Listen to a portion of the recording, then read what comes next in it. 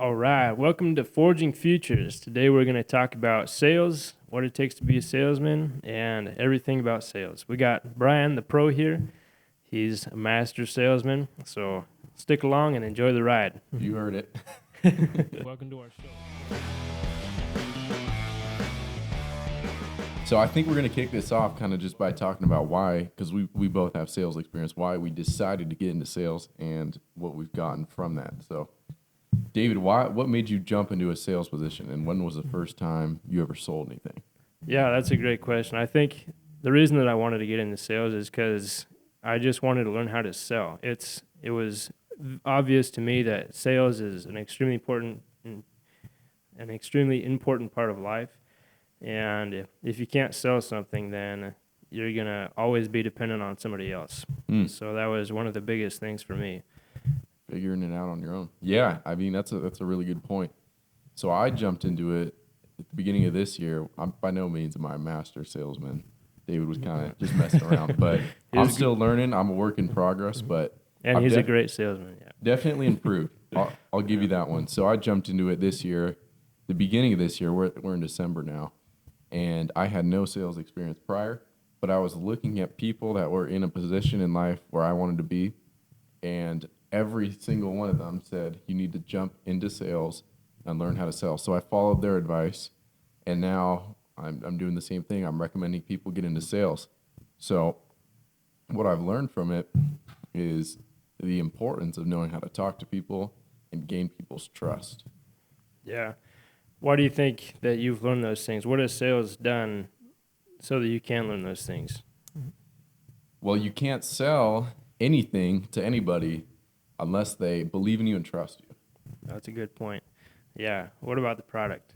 Does that have anything to do with it? Yeah, your service or your product is important too. It has to be of good value. And if it's solving their problem, because people buy looking for a solution to their problems. If there's no groceries in the fridge, that's a problem. They need to go to the store, buy groceries, and solve their problem. Everything is an exchange in value for essentially problem solving. So you have to be an authority to provide enough value and solve their problems to where they want to pay you, and they feel good about paying you because it's worth it to them. Yeah, that makes sense. What do you think it takes to become a salesperson? Willingness to learn is all it really takes, and a little bit of training. That's really all it takes. Yeah. Just being okay with rejection. That's what I would say. What do you think? Yeah, I would say the same. I would say that it's a tough job because you're dealing with rejection a lot and objection as well, but it is something that definitely pays off. I would say that for somebody who's never done sales before, it's totally worth it to give it a try and go in with a totally open mind because it's not going to be what you think, most likely. I guess when I went into sales, I went in with a vision of, those snake oil car salesmen. Mm-hmm. And I think that a lot of people have that kind of vision. But once you get into it, and depending on what you're selling, it's not going to be that way at all. And it's actually going to be quite fun and exhilarating because you're making connections with lots of different people all the time and providing for them for their needs, like Brian said. And that's a pretty rewarding position to be in. Yeah, and just while I have the thought on my mind, so I'd say 90% of sales is asking questions and asking the right questions. So once you learn how to ask the right questions, that's how you figure out anything. Whether it's a girl you're talking to, you got to figure out what she's looking for, what she likes. If it's a customer, you got to figure out what they are looking for, why they had us out here, how we can help them. What's affordable? You're a professional question asker. That's what I say. Yeah, one of the coolest things about sales is that you get to figure out all those things and then meet them with their solution. If they need, if they need some software to resolve a problem in their company and you can provide that for them, you've just made their day and they're happy to pay you for it. Mm-hmm. And that's extremely rewarding. And, if it's some person that their pipes are broken in their house and you can solve that problem for them, then that's great. But like Brian said too, you got to listen to them, asking those questions, but listening to the way that they say it and the feeling their pain, I guess. Be empathetic. You don't have to be sympathetic with them, but feeling what they're feeling really helps you to drive that sale home, I would say. Mm-hmm. So, Yeah. So, David, talk about one of the times you entered a lead, a prospect, and you didn't think there was any shot of closing the deal, but you stuck through and closed it. Talk about one of those times. yeah, I was selling a roof to this gal, and she was extremely nice, but dirt poor. And she was a hoarder. She didn't obviously have much money or anything, and I just knew that she didn't have money to pay for that roof. And she really wanted it, really needed it, and I was wanting to help her out as much as I could. We were charging a number that there's no way she could have afforded, but after being there for, I think it was like 7 hours, we pushed through, made it happen, and she cried at the end of it. She was so excited that she was going to get a new roof on her house, and that made my day, and it actually made my week, I guess. But helping somebody out like that was amazing. But if I were to give up within the first 30 minutes, an hour, there's no way I would have made that sale, and there's no way that she would have got a new roof either. Yeah. So sales, you got to be persistent as well, I'd say. That's another key point. There's a lot of things that need to get done. Every sale I've had has been a whole lump sum of precise strategies and just making stuff happen. It's never an easy thing. So if you're really looking to get into sales, you got to be willing to pretty much put the puzzle together. It's a whole chess game. It's not just as easy as making one move. Every single sale I've had to fight for, pretty much. Yeah. You know, there's a couple that are just real easy, but for the most part, it's all strategy. Mm-hmm. Yeah. What would you say some of those things are that have helped you build up that muscle of pushing through and strategizing in those tough situations? Yeah. So in sales, we were talking about rejection a little bit. Rejection is way more common than the victory in sales, depending on what industry you're in, I guess. But especially with what we do, you're going to get rejected a whole lot more than you're going to win. And something I've noticed, everybody who is really far ahead in life, deemed as really successful, they'll tell you all day long how many fails and rejections they've had in their life. So it's just the way I look at it at the beginning, instead of letting it getting me down, it's just part of the game. So it's actually a good thing to get rejected. But the way I'd say to answer your question, to push through those, is just to understand that's part of getting the yes is getting a no. Mm-hmm. Yeah, absolutely. Yeah, I would say that one of the biggest things that sales has taught me is that even though they say no, it doesn't necessarily mean that they mean no. It just, no is a comforting thing to say. Like, no, you can go now, and then they're free. But they still need that product. They still need that solution to be solved, and you still might be the one to solve it. And so, yeah, pushing through that no, pushing through that rejection really leads you to making friends with each other at the end of the day. And I would say that that's an important thing that sales has taught me in life, is that no's are all right. It's just part of it. It's either a yes or a no. It doesn't mean that the no is a terrible thing. It's just part of the game. What would someone have to do to actually take action on getting into sales? What do they need to do? I would say find something that you can be passionate about. Finding something that, if you're, say, a mechanic, you shouldn't go into sales for technology if you don't know anything about technology and it bores you. But if you're excited about tools, go into tool sales. If you're excited about technology, then go into technology sales. That's pretty much all it takes. There's B2C sales, which is business to customer, and B2B, business to business. I don't think that really matters as much as it does the product and what you'll be selling. Because if you can't be passionate about what you're selling, me, for example, I love this knife. This is a really nice Spyderco knife. I love it. The handle is carbon fiber, not sponsored, but I would love everybody to have this knife. If I wanted everybody to have this knife, I would tell everybody about it, right? And I would want, Brian, you have got to experience this knife. It is fantastic. I love it. It stays sharp forever. The blade is handmade in Japan, and it's a fantastic knife. I really think you should have it. And if I go out with that kind of an attitude, then who's not going to want to buy this knife? But if I have this wallet, for example, this wallet is just terrible. Who am I going to want to have this wallet? This is like the mechanic selling the technology. If I don't like it, why would I want to sell it to somebody?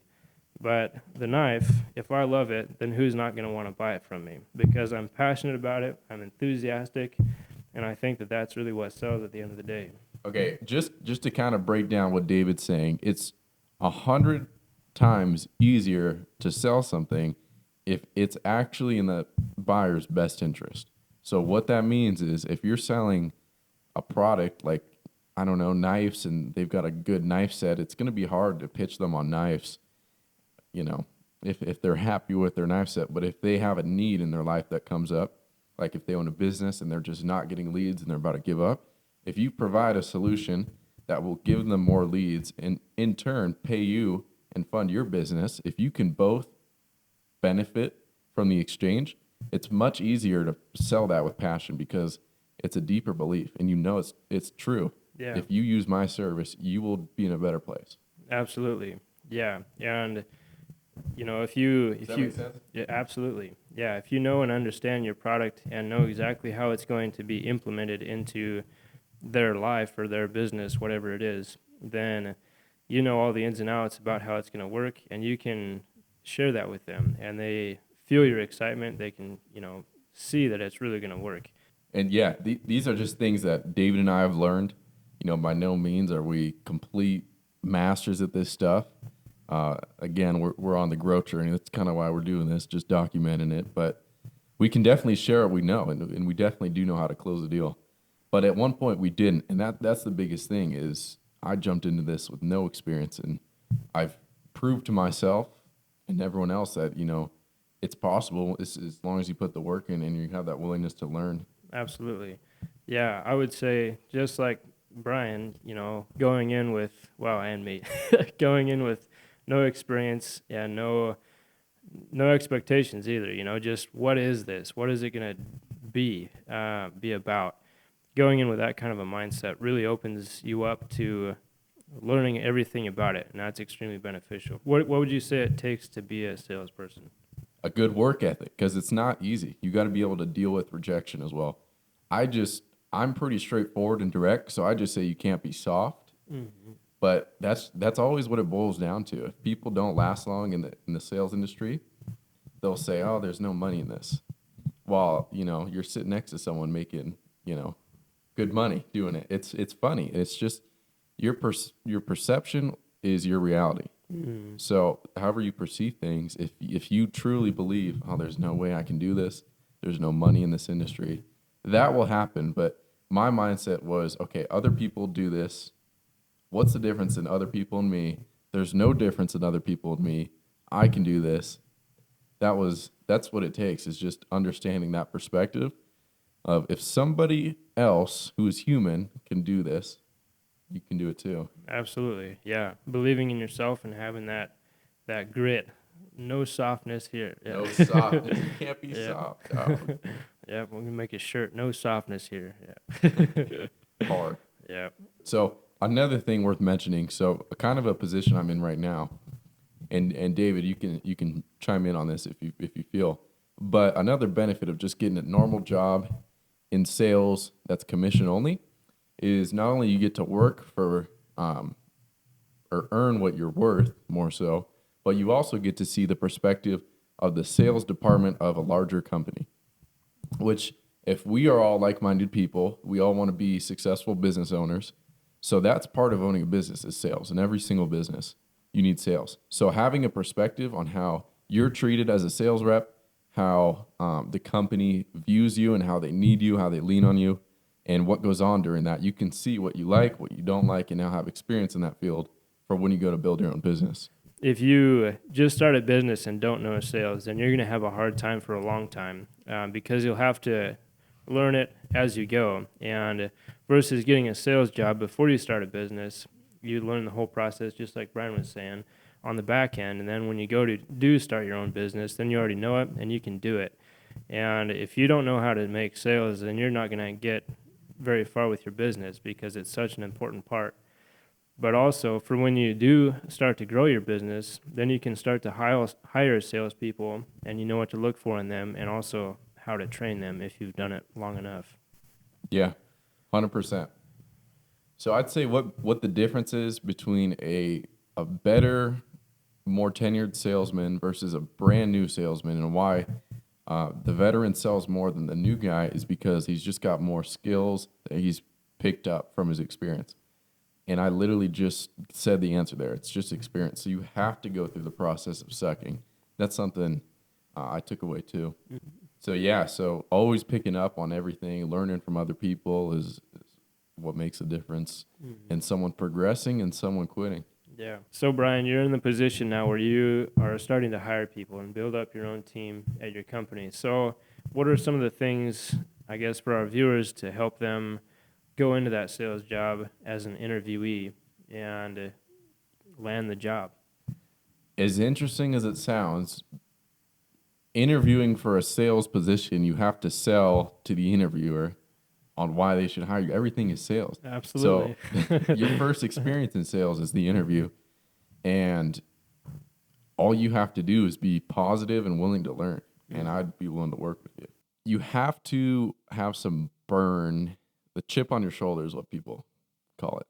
Some like burning passion that you're not satisfied with where you're at right now, and understand that this is a ticket that will put you in a better place to where you can, unleash.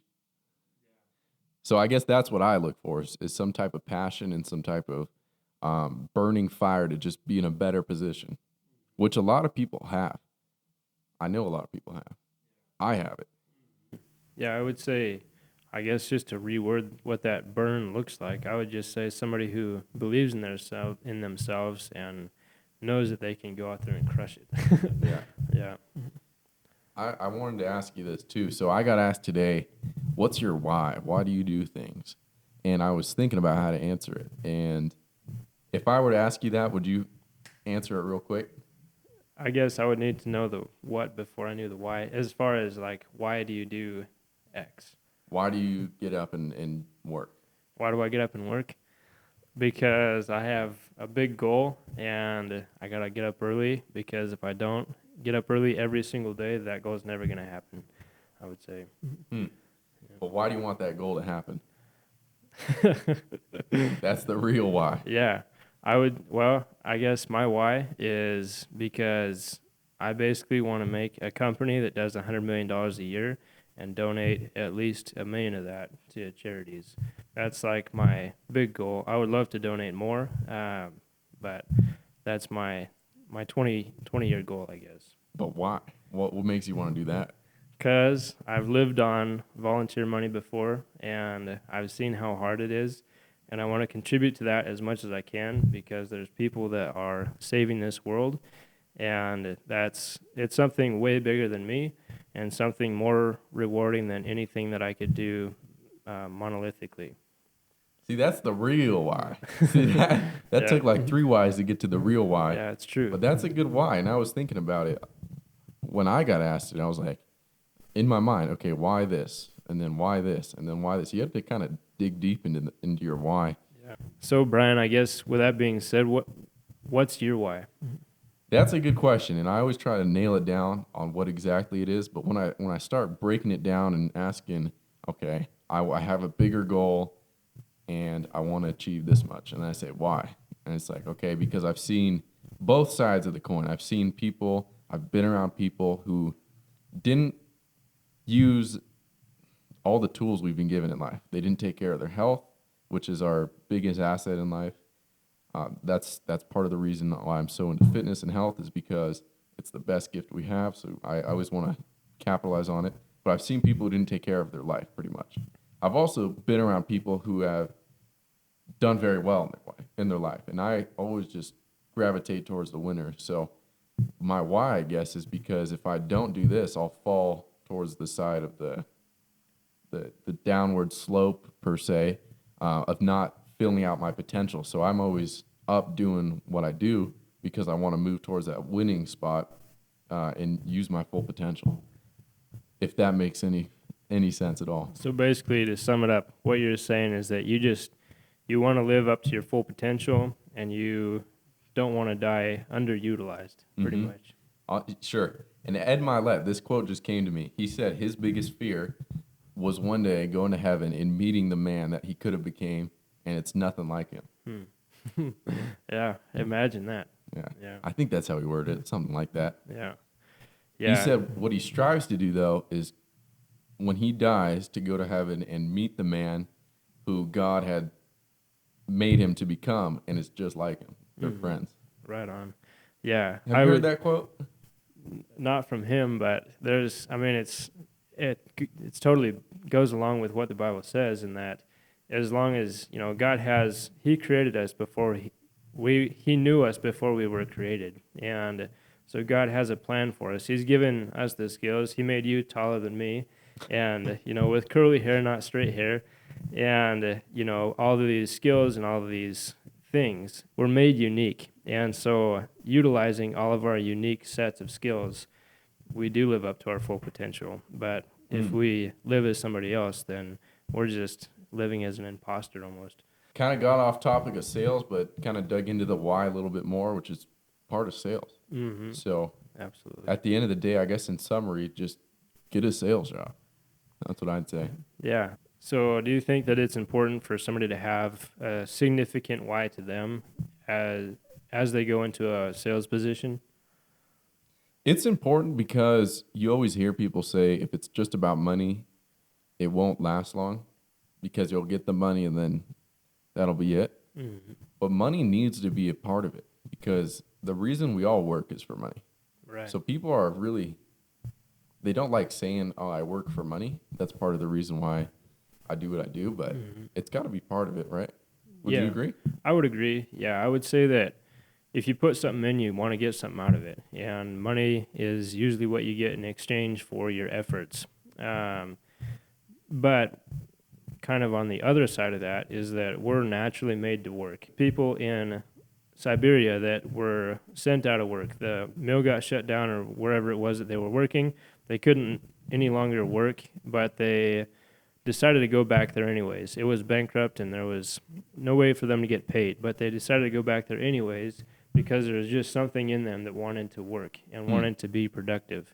And even looking, back to Genesis, God put us here on the earth. Do you want me to get into that? Sure. All right. God put us here on the earth to work. That was Adam's first job. He wanted to work the garden. And so that's just something in our DNA. So even though we are created to work, we still want to get something out of it. And I would say that money is that compensator. Now, on the contrary, for sales, most sales jobs are 100% commission or salary plus commission. So if you're motivated for your why, then you're going to want to work harder because you have leverage then. It's a pay based on results. And so you want to make sure to get those results versus working at a grocery store where you get paid for your time. And that's the big differentiator. So as far as that goes, I would say that your why is an important part because it is harder than just being a robot, like Brian was saying. But at the same time, it's a lot more rewarding because you do make that money and you can have that good family life and everything else. 100%. So I guess to speak kind of to our audience, if you're tuning into this, you're kind of looking for more. And maybe you're just listening for entertainment, but David and I aren't that entertaining. We try to be. Try to be a little bit, but I guess more so what we're saying is I just think back to where I used to be. And I have had times in my life where I didn't work, kind of like what you were saying. And something in me just felt guilty. And that could be like the pressure from parents, society, all that stuff. But it also could be, like you're saying, just something internal. It's what we're made to do is work. So when you feel like your worth or your work is worth more than the $12 an hour wage that you get, what can you do with $12 an hour working full time? I mean, year round. I mean, not much.